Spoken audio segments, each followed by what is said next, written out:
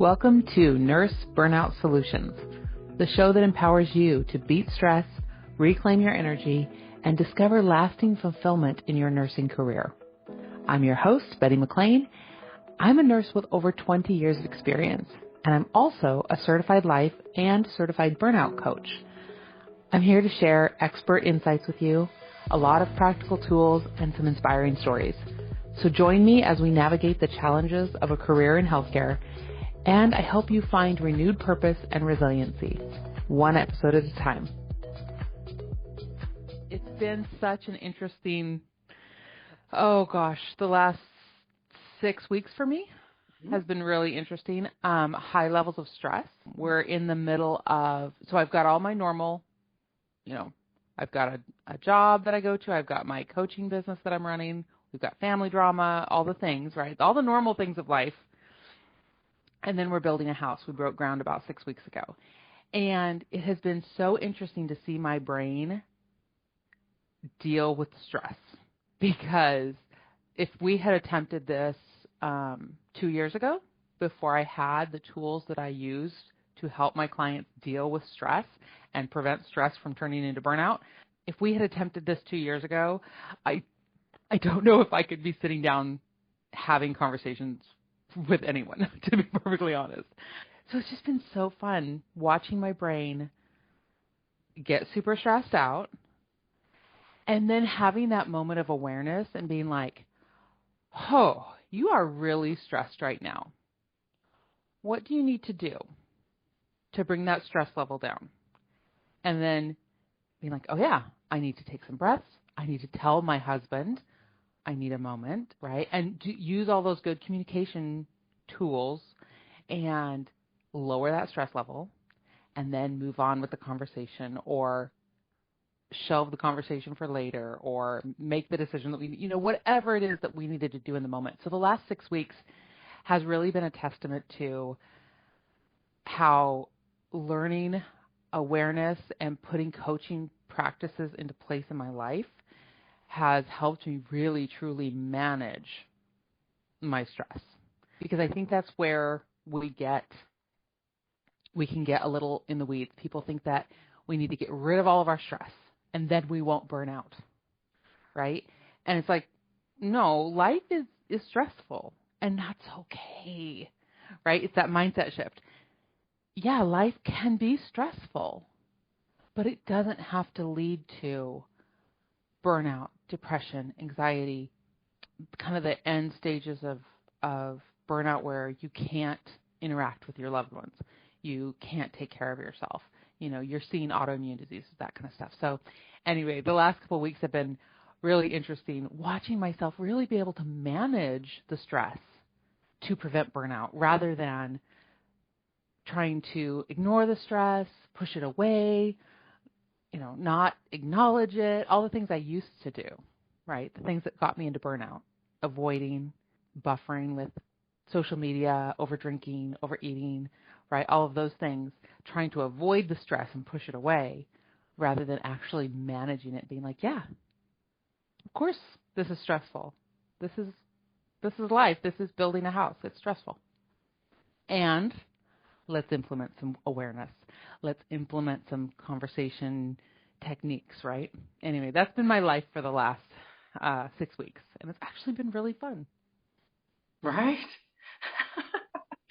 I love it. I love the detachment, the word language that you're using, observing, right? You said at the beginning, observing your brain and observing this experience. And I like to call it kind of like this out-of-body experience where I just kind of like rise above and I'm just watching my life play out in real time, in real life, and seeing that there's choice.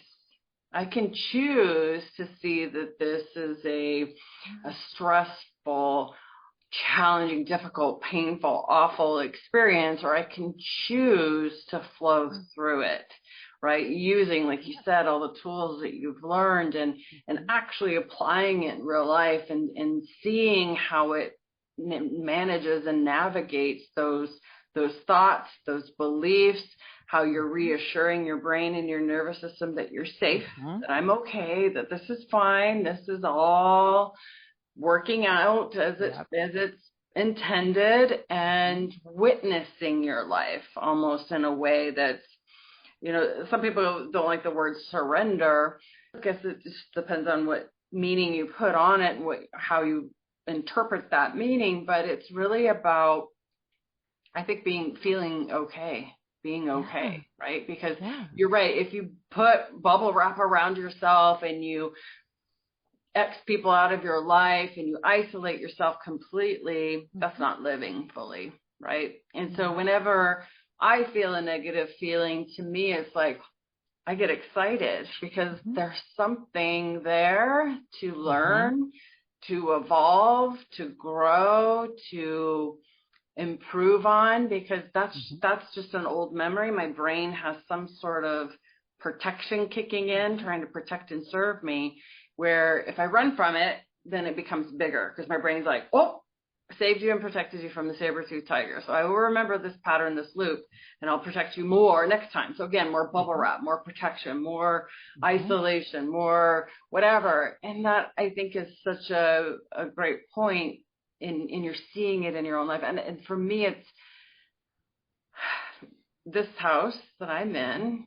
I just talked about this last weekend, was it'll be our 1-year anniversary of moving in here. And we moved in when our floors were bare plywood.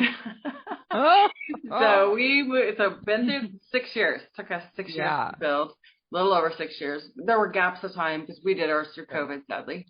But we moved in when there was plywood on the floors and it was under construction. I wish that not to happen for you. Yes. But I will say, building this home, I remember I would come help on Fridays and Sundays, and I remember kind of white knuckling it on the way up here. It's up on a mountain. It's a long drive from town, and I white knuckle it, and my thoughts and my stories and my beliefs were, I don't want to do this. I'm not looking forward to this. This is going to be cold. It's going to be miserable. It's going to be awful. And what am I going to do? And I remember catching myself going, wow, look at me. Kind of like what you said. I had an observation of it, right? Out of body experience, look down on myself. And being up here and working on the house can't make me feel sad, mad, upset, angry. It can't. That's not real. It's my thoughts. It's my stories. It's my beliefs. It's what I'm clinging to and becoming attached to. So I had a major power move and power shift one day because I was starting to drive, and I was like, that's not how I want to feel. I want to feel, and I just really connected with my body and really self-regulated through using my senses and the tools that you and I educate our clients with all the time. And I really came to anchored into the word of support. That word, just that single word, brought such relief to me, lightness and freeness. And it was supporting my husband. It was supporting this project. It was supporting the process, the journey, right? It was really witnessing my husband every day saying, I'm going to get a couple more steps forward on this project. I'm going to do what I can do in a day. He taught me a lot about patience and a lot about, just enjoying the journey. And that was something that was really important to me on the support, is I knew by being supportive, it was bringing up a fun lunch, a fun meal, and making it fun and light, and just coming up and being funny and silly. And I told you before we hit record, fun was my word. So I think that with everything that we're involved in our life, if we're open to it and curious to it, we can learn and grow and become more resilient and stronger. So that's what your story brought for me. Yeah. So you hit on that word, right? This is a word that people love to say. We become more resilient, right? And we're like, yeah, everybody wants to be more resilient, right? That sounds lovely, right? But how do we get more resilient? We experience the hard. Yep. We experience the dread. We experience the frustration. We experience the stress, right? The white knuckling, right? We experience it. And we get through it. Mm-hmm. We ask our brain, okay, I'm going to be in it. How do I want to be here, right? We get curious. Yeah. We have that moment of awareness, like, this is hard. This is, and we're using the example of a house build, right? Like, building a house is super stressful. Yeah. But, like, maybe it's a medical diagnosis. Yeah. Maybe it's a job that you have been in and given of yourself for years and years and years, and you decide to leave, and all the guilt and shame that comes with that, right? Mm-hmm. Maybe it's losing a family member, right? All of these life events, they come with horrible emotions. Yeah. They come with very uncomfortable. I say horrible, quote unquote, because really that's a judgment, right? But yes. They come with certain emotions. They come with pain and frustration and guilt and fear, right? And if we can just have that one moment where we see it, that like you're saying, that out of body experience, right? And we look at, oh my gosh, I'm experiencing a lot of fear around this diagnosis. Yeah. That's our moment to get curious and be like, I can make this mean the world is coming to an end, and I'm just going to make this mean all the bad things. Or I can say, yeah, this is scary. I'm going to feel the fear, and I wonder what else I can do to help myself get through this, right? And maybe you're lucky and you have those tools already internally, but really maybe it's, I need to get some support around me, right? Because I don't know how to deal with this guilt. I don't know how to deal with this frustration. I don't know how to deal with this negative, uncomfortable emotion. So I see it. Wow, right? But I don't know how to get through it. I'm not resilient yet, right? So then you reach out and you ask for help. Friends and family members sometimes can be super helpful, and other times they can't manage their own mind. They're not resilient. They don't know what it takes to get through something painful, and so they may not be helpful. So if you have someone, right, in your life who like you were saying, your husband taught you a lot about patience, right? Because his mindset was such that he's like, this is going to take time. You're going to get through this, right? So if you have people in your life who can offer you that kind of neutral mindset, right? Oh yeah, you're having a lot of fear. Yeah. Okay, let's regulate your nervous system, right? But so often when you're in that uncomfortable emotion, turning to a therapist or a coach to really learn, what does it mean to be resilient? For me, right now, with this whatever, fear, frustration, guilt, sorrow, whatever, what does it mean to become resilient? And then what does it mean to regulate your nervous system, right?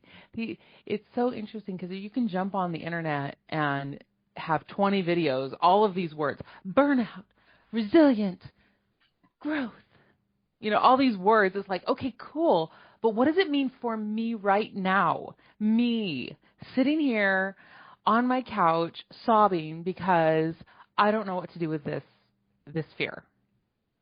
Right? It's like sometimes we need that real coach, that person in our life who can go, okay, in this situation, let's talk about your nervous system. Let's talk about how to slow your heart rate, how to know the difference between your, you need to run your fight or flight system versus your you can rest right now system, right? Let's talk about it. And here's something for you to try. See if that works for you, right? I love that more and more as a society we're talking about these words, resiliency and burnout and stress management and, all the awareness. These words are starting to enter the consciousness, right? But one thing that I just love to encourage people is like, you don't have to do it alone. The whole self-help, we all need help from other people. Like personal development is about asking for help. And it's perfectly okay if you don't know how to regulate your nervous system and you can't figure it out from a TikTok video. That is normal, right? This is not something, humans were not meant to figure this out on our own. We were meant to have guides. We were meant to have that elder, the village elder who would teach you these things. And if you didn't get that in your home, then you're going to need to find it as an adult. I love when I mean, I've even had clients who are, 10, 20. I think my oldest client is probably about 30 years older than me. And having them go, oh, I didn't know that I could use this breathing technique to slow my heart rate and not feel so much fear and anxiety. I'm like, of course you didn't. We don't teach it, But I love that you brought up resiliency, because that's the key. Is like, have the negative emotion, feel the stress, feel the dread, and then go, okay, I'm going to move through it. Nothing's gone wrong, right? The world it may feel like it's coming to an end, right? And in some cases, your world stops for a while, right? But you are going to get through it. And the more you can get through it with love and support for yourself and love and support from other people, the more resilient you're going to be next time and the next time and the next time. Yeah. Yeah. So it's beautiful. We can get there. Yeah. That's a beautiful share. We grow. I use the metaphor of building a muscle, working out quite a lot, right? And when we build a muscle, it's not about building the muscle to the size that you want and then going, okay, cancel my gym membership, I'm done. Because the muscle will atrophy, right? We don't do those movements, 5 sets of 15 every day. That's just not what we do. So that muscle will atrophy. Same with your brain. It's like building a muscle. It's a mental exercise to learn how to do what we're pointing to, learn to do what we show our clients, give them the understanding, give them the tools that work for them. Like, I personalize and customize every single coaching session to my clients, meet them where they are, and figure out what works for them. But what I know is when we ask for help, when we raise our hand and say, you know what, I've read the books, I've taken the courses, I've done the programs, I've talked to my family members and they're judgy and they're telling me what to do and it's making me angry. It's really about raising your hand with courage, having that brave courage to raise your hand and say, I need help. I want somebody in my life that's not attached to my world, doesn't know everything about me, and is just going to help me with this one thing. And what's fun and really what I find fascinating is everybody usually comes to me for that one thing. Or I do on occasion have clients that come to me with their laundry list of things. But the thing is when we work on that one thing at a time, and that might be in the scope of one session, or maybe my clients that have been with me for years, we can knock out 3, 4, 5 topics in one session, but they understand the arc of coaching. They understand what to tell me, what not to tell me. But when we work on that one thing, the comments that I get back all the time is wait, this can apply to everything. Like, this really covers everything. I had no idea. And it's so funny. To me, it's like, I wish that I could market it that way and say, we're going to resolve the one thing and your whole life is going to look different. Right. But that sounds a little woohooey, a little magical. It sounds hyperbolic, right? To say that I can teach you that your thoughts do not dictate your experience, or that your thoughts do dictate your experience, right? I can teach you that one thing and it will change your entire life. Yeah. And it's like, okay. Really? But we get to choose. Our brain will offer us all the thoughts, right? The world's coming to an end, you're terrible, nobody likes you, all the thoughts, right? And really, we get to choose. We get to choose which thoughts we believe versus which ones we let just float on down. I like the, and it really does change everything, right? I like the analogy of your brain is like a river, and you, the soul, the human that is you, you're this little canoe, and you get to decide as you're floating down the river. There's sticks, there's leaves, there's things floating in the river, and you get to decide if there's anything floating past your canoe that you pick up and put in the canoe with you and take home. That's like our thoughts, right? Your thoughts, you don't have to put them in the canoe with you. If it's not a pretty leaf, let it float by in the river, right? And when you learn to do that, when you are building a new home and something happens that was unexpected and your brain thinks, oh my gosh, it's all ruined now. I'm not going to get the home I want. Oh my gosh, everything's ruined. They're going to have to torch the house and start over. Everything's ruined, right? Yeah. When you learn to take that one moment to just be like, oh, that's a thought. Mm-hmm. I don't have to believe that. Mm-hmm. Well, then the anxiety that comes along with those thoughts doesn't dictate how the rest of my day goes. Yeah. Right? And I get to choose to believe, oh, they said that they could fix that, so it sounds like they're going to fix that, and we're going to be okay. Okay, that feels better. That feels a little more secure, right? And the thing is that tool right there, just questioning your thoughts and deciding which ones you want to focus on, it literally changes your entire life, even though that sounds hyperbolic. Yeah, because I recall through our build, we did ours through COVID, so it ended up costing like 3 times what we budgeted for. So that's, deep breath. But again, and we still have things to finish and do, and we're doing it at our own pace, and we've embraced it.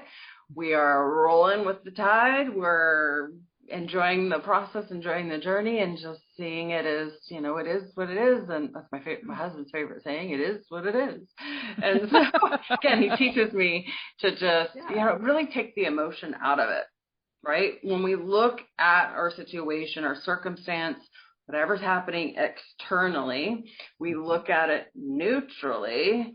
It's just a fact, right? It's delayed, it's late, it's more expensive.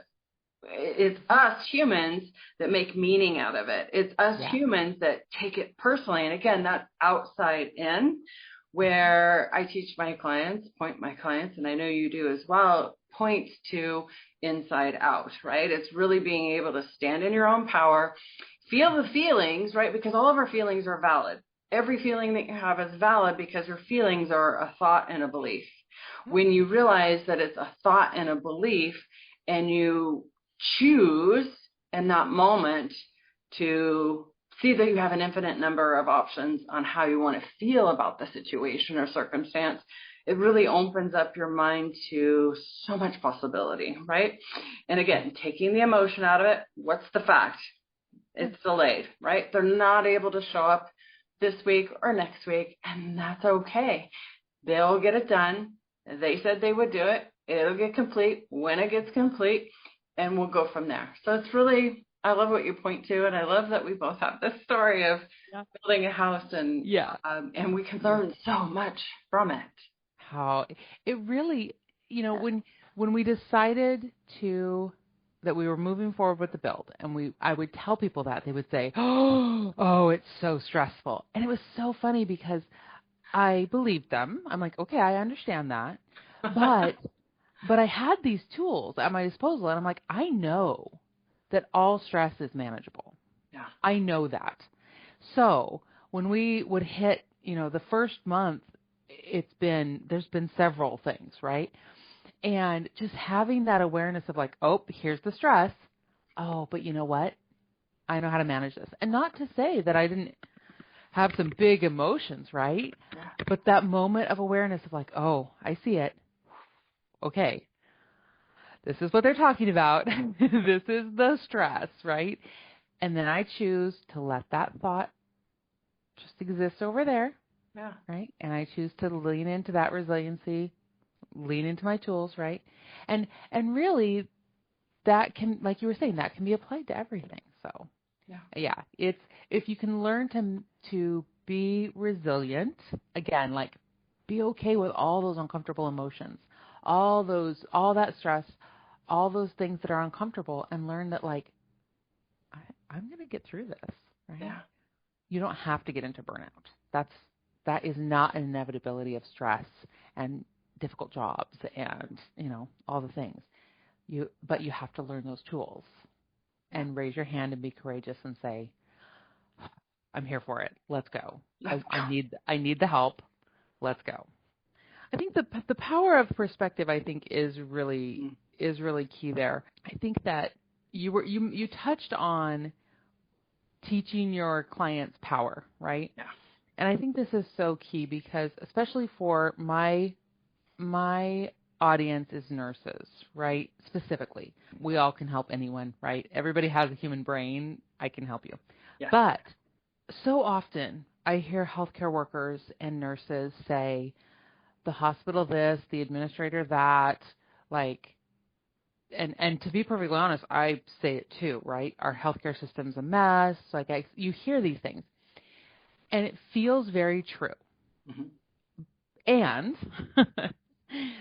you still have power. Yeah. You still have the power of choice.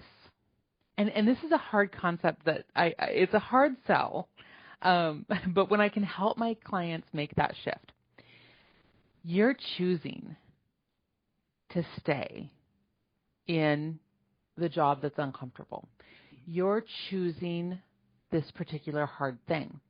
And when you can change from I'm stuck here to I'm choosing, it really does feel different. I don't want to go to work tomorrow. I hate my job. My manager hates me. I always get the worst assignment. I don't want to go. Okay, then don't. Mm-hmm. You have the power.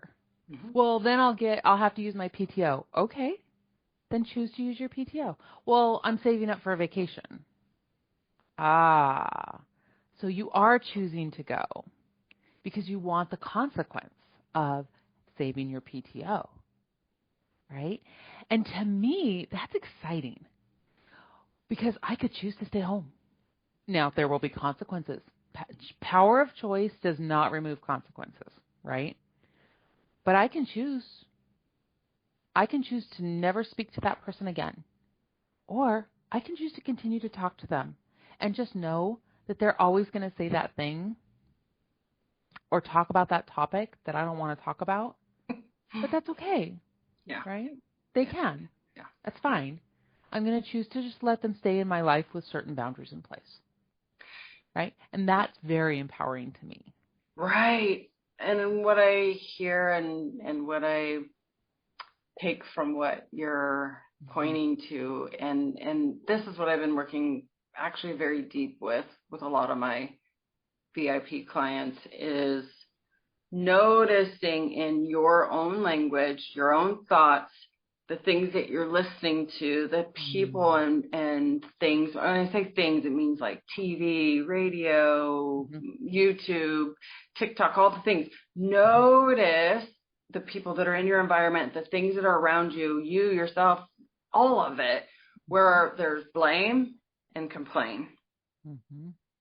And I've had so many of my clients where I task them with that for the next week. Notice when you're saying, you're thinking, or you're hearing in your environment where there's blame, finger pointing, and complaining. And they are shocked at how much of it is out there. I mean, if you go onto social media right now and within 30 seconds, I'm positive you will find that. I'm in this wonderful, amazing Facebook community of individuals that come and vent. That's all the group is about. And it's so funny. Like, these women will, I assume are women, anonymously post in their life, about their husband. Who knows? Could be man or woman. Complain anonymously about their spouse, and everybody underneath like, he's a dirtbag, leave him, right? It's all that flavor, right? So it's blaming, complaining, leave him, he's terrible. He didn't take out the trash for a week. He's an awful person. Those are red flags. I mean, it's just blame, complain, judgment. It's just everywhere. And, and you hear a little bit out there that social media is so bad. It's so toxic. It's this, it's that. When you watch it and you look at it again from that observer outside perspective, and you notice and you are insightful and aware and conscious to what you're absorbing, what you're subjecting your brain to, what you're, because if you hear anything on repeat, anything, right, you end up believing it. That's what a lot of that non-conscious memory is, conditioning, programming. It's because you heard it on repeat over and over and over and over again as a child, likely, or somewhere in your life it was told to you over and over again, and you believe it to be true. Anything. So when I tell my clients to take an audit, be more aware, be more alert, what you're thinking, what you're saying, and what's going on around in your environment, you'll notice people using a lot of judgment, critical words, judgmental words, blaming, complaining. And it's not a matter of cutting all these people out of your life. There's a big push on that as well, as to create boundaries. I call it personal boundaries, and it's a very different definition than the boundaries that's being preached and talked about a lot in social media. Boundaries are really is like getting rid of people in your life, and that's not, again, at all what we point to. It's really because those people that trigger you, I'm like, please, I want to find a trigger, because that's where I get excited. This is where I can learn, this is where I can grow, and this is where I can evolve, and this is where I can become untriggerable. I can be that resilient person, that I can observe someone that could sit there and tell me that I'm rude, I'm obnoxious, I'm ugly, they don't like me, and be able to go, in my mind, 2% of that is real. 2% of that is true. I want to look for that 2%. I want to know what they see, because they see something different. Likely, 98% of it is a projection of them onto me, right? Likely, there's a big percentage of what they're seeing is coming from a place of pain and suffering and misery of their own, right? They're just suffering in their own mental health and emotional health and all the other things that for some reason somehow I triggered them. And if I'm open enough, and if I'm curious enough, and I can sit with them, likely really at the end of the day, they're looking for connection. They're looking for someone to hear them, listen to them, understand them. I can't tell you how many people I get into coaching relationships with, and they tell me that my husband, my wife, my mom, my dad, my whatever, they just don't understand. They don't listen to me. They don't hear me. They don't, and communication, really, if you think about it, it's amazing that we can communicate at all. Like, it's amazing because it's so nuanced, right? We've talked about so many different words today, resilience and support and all these other words that we've used, that everybody has their own definition, right? It's not just the dictionary version anymore. We have our own, what meaning to words, what visions and images that come up in our mind when we hear the word support, or surrender. I mean, surrender, I think, is and boundaries. These words all mean different things to different people. So it's really about defining what they mean to you. And I really point my clients to leaning into a good feeling. It's really about, if you get triggered, you get upset, you get angry, go, wow, what's happening there? And how do I move into feeling good about whatever I'm dealing with, building a house, losing a job, losing someone out of your life, whether that be from them ghosting you or whatever, and going, what can I learn from this? How can I lean into this and move towards a good feeling, which typically is going to be your personal values. Not everybody knows what those are. I do work with my clients on figuring out what those are. But when you work from that foundation and you understand what your values are, and you understand what's fulfilling, meaningful, and purposeful in your life, and you create those things, and you can really anchor into them and go, all right, someone just called me rude. What is one of my personal values, right? Maybe it's being curious. How do I be curious with this individual? So maybe there's some information here that I can learn from, and in the future show up as less rude, right? Learn from it. And maybe, again, like maybe they are 50% right. Maybe they're 99% right. And maybe you can fall on your sword and apologize and clean up your mess. Maybe you can adjust your ways. Maybe there's a blind spot that they're pointing to that maybe you haven't heard it from everybody else, right? Our family and our friends are afraid to tell us the truth, right? They don't want to lose you. They don't want to hurt your feelings. And this potential rough stranger could be telling you something that you really need to hear. Yeah. Yeah. And without that curiosity, it might be that rude stranger just had a horrible day and they're just looking to lash out at someone, and you were perfectly fine. Yeah. You were your normal self. You were not rude. You don't have, a resting face, and they were just having a bad day. Yeah. But unless you're willing to engage with that discomfort of being told, oh, you're rude. Oh, let me get curious about that. What just happened? Yeah. Oh, you know what? No, I was okay in that situation. I didn't, do anything that was unaligned with my personal values. They must have been having a rough day. But again, it's that awareness and curiosity. The more that we live in a space of awareness of what our brain's doing, awareness of what we're feeling, and then curiosity to say, oh, that's an interesting feeling. I wonder why I'm feeling so insecure here. I wonder why I'm feeling so angry at that person. Interesting, and a lot of times we can't do that in the moment, right? In the moment, you need to separate yourself. You need to finish your grocery shopping. You need to do whatever. But take half a minute, right, to just be like, oh, okay, all right, slow down.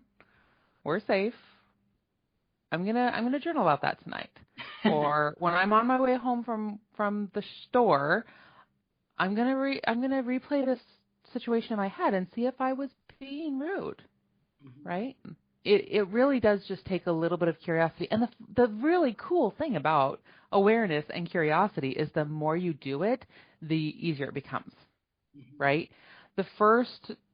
When I was first introduced to life coaching and the tools that I use every day now, God, it was hard. Right? Like, awareness, what? I'd be 3 days later and I'm like, oh, I shouldn't have yelled at that person. That person being my husband. He's the only one that ever gets yelled at, right? Yes, the ones that are closest to us. The ones that are closest to us. Because the brain feels safest with them, right? But it took a long time and a lot of work to be aware and to be curious and to lean into uncomfortable emotions. The more you practice it, just like any practice, weightlifting, meditation, brushing your teeth, right? All of these things, like the more we do it, the faster we get, the more comfortable we become with whatever tool it is we're using. So, yeah, but it is important to be open to, okay, what is the world throwing at me, right? And what are people in my life saying? Isn't that interesting? Because they may be spot on, right? There may be something there for me to learn from. Right? But unless we're open and curious and aware, we're not going to learn the lesson. And it's going to keep coming back at us, right? I'm glad that you mentioned personal boundaries. I like that. I just want to go back for a second to boundaries.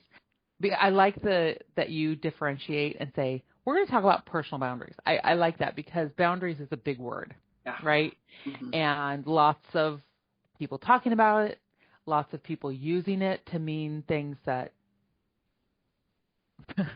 are and are not helpful. And one thing that I like to talk about with my clients about boundaries is if you are creating a boundary in hopes that the other person will change their behavior, that is not a boundary, that is manipulation. Yeah. You are trying to manipulate another adult to do what you want.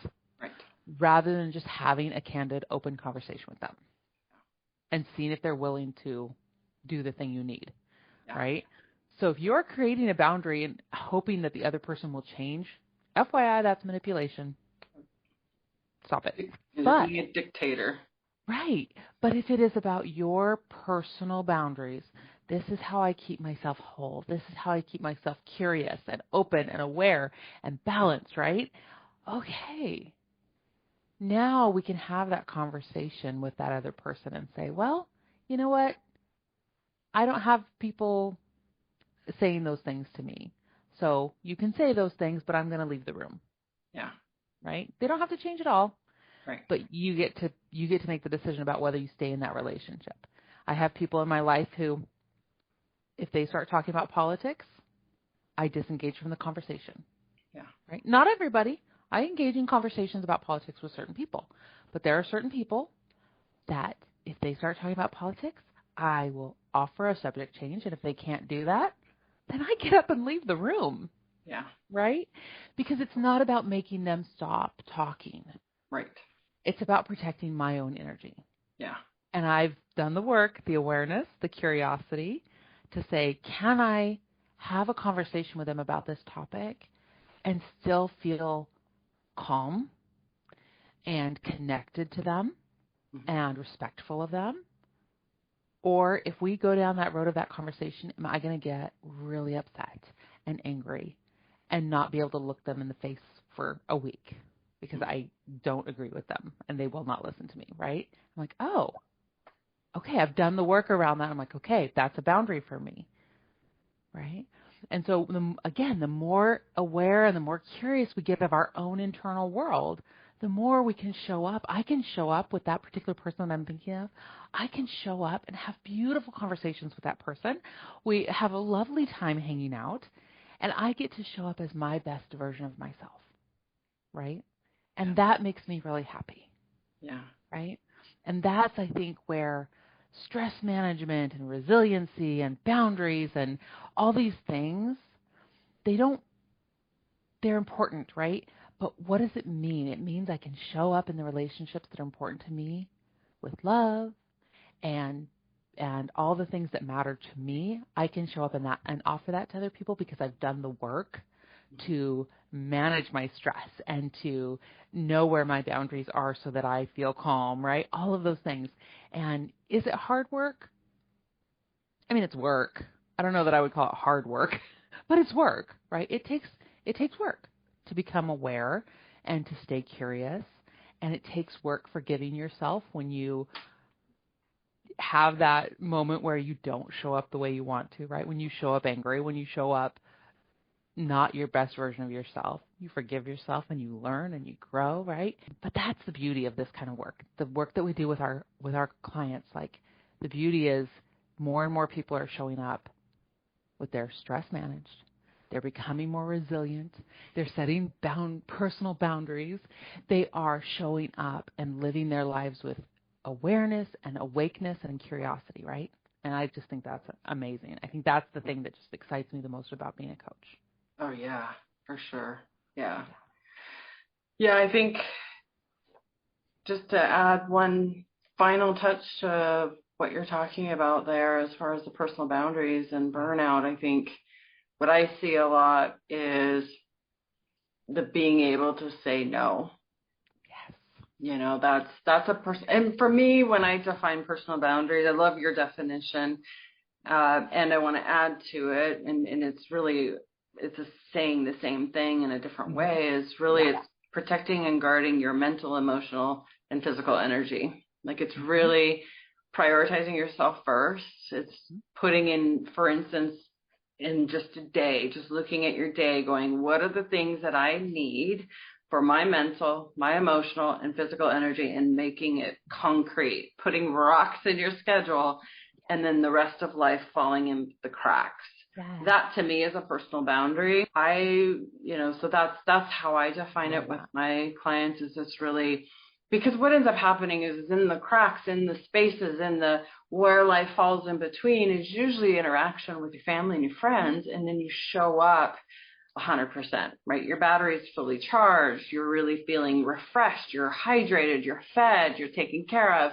You're sensory regulating yourself. Remember, those are your five senses. So it's using one of your five senses. And I always joke around. I'm like, I always have spicy gum, something that's like fire, spicy, like on the cinnamon stuff, and then really, really, really sour candies somewhere in my environment, wherever I go, because those are tools that can be carried around with you and utilized anywhere at any time, that can have you fighting for your life and knocking you out of whatever your imagination, the illusion that your brain creates of the stress or the anxiety or the worry or whatever is going on. And so I have tools everywhere. I have a spray in my car. My husband hates the smell.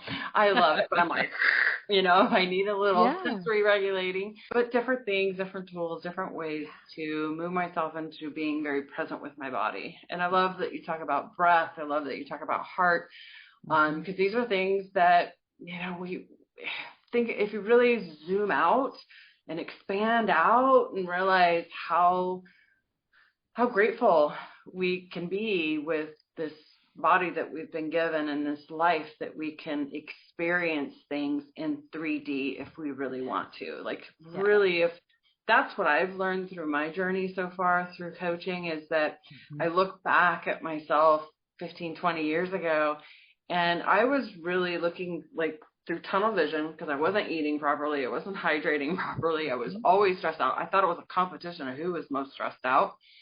My life was really black and white, and it was just very tunnel vision. Like I really could not see what I can see today. Like I see colors and textures and beauty all around me constantly. And so life looks very different. Like I've created a life now that I don't need a vacation from. I've created a life that I don't need an alarm for. I've created a life that I honor and prioritize sleep. Like these things are rocks. These are things, these are boulders, these are concrete in my schedule that I used to think it was funny that, I'm a night owl. And I used to fight my natural body of going to sleep. And the more you fight something, the more you resist it, guess what? The bigger it gets, right? So I used to do all sorts of things backwards. So I feel like my whole life is just flipped completely. And that's what I support my clients in, is really achieving a life that they love. I love that, because it is achievable, right? When we have that support and we have that help, it is achievable to create a life that you don't need a vacation from, right? The vacation becomes a fun thing, not something you have to have in order to just drag yourself through another month of work, right? You can create a life that is beautiful and where you're showing up in a way that you love and that you feel proud of. Yeah, I will say I've been on some really awful vacations. Oh yeah. But see, that was before I knew what I know today. I created that, and I was like, I wanted this to be a vacation, and then I need this epic vacation. Yeah, I need this vacation. I need this. This needs to be perfect and beautiful and wonderful, because without it, my life sucks. Yeah. Right. And then it's horrible. And I love what you're just like. You've created this world where you can see, right? You can enjoy life. You can see the textures. When you were saying the tunnel vision thing, it's so interesting because what you described was the difference between being in a rest and digest versus a fight or flight, right? When we are stressed and we are living in that stress and our sympathetic nervous system is activated, the body thinks that we're going to fight. We need to fight. And you get very, very closed off. Everything is about, oh my gosh, how do I get through this moment, right? I can't sleep. I can't rest. I can't smell the roses, right? But when we slow down and we question that, right, and we learn how to regulate our nervous system, we really just naturally, the body relaxes, and you're like, yeah, it's a really beautiful day today. Oh, and I love the smell. I love that you use the candy and your other senses to like slow down. Like, get out of your brain, slow down, let that perspective open, and be like, yeah, you know what? This is a gorgeous life. I just need those couple of things to remind myself to slow down, practice them, gain that awareness and that curiosity. Yeah, I can live a pretty cool life, one that I love, one that I don't need a vacation from. Yeah. Right? That's beautiful. Very cool. Well, I enjoyed this as always with you. We always really riff off of each other and feed off of each other. We kind of have the same thread, the same awareness, the same understanding, and come at it from a different angle and have so much in common. So I just deeply appreciate you and spending the time together. And so we'll have to do this again. But yeah, thank you. And thank you. Yeah, I agree. It's very heartwarming to know that there are other coaches doing this work and bringing these these tools and these concepts to everybody so that we can all just learn to kind of enjoy life a little bit and slow down and understand that we're all going to be okay. So thank you for setting this up. And yeah, it was beautiful. Beautiful conversation. Thank you. Thank you. Thank you. We'll do it again. Thanks for listening today to Nurse Burnout Solutions. Remember, I really believe that all stress is manageable and burnout is not inevitable. If you are struggling with stress or in burnout, I can help. Check out the show notes for ways that we can connect and get you the support that you deserve.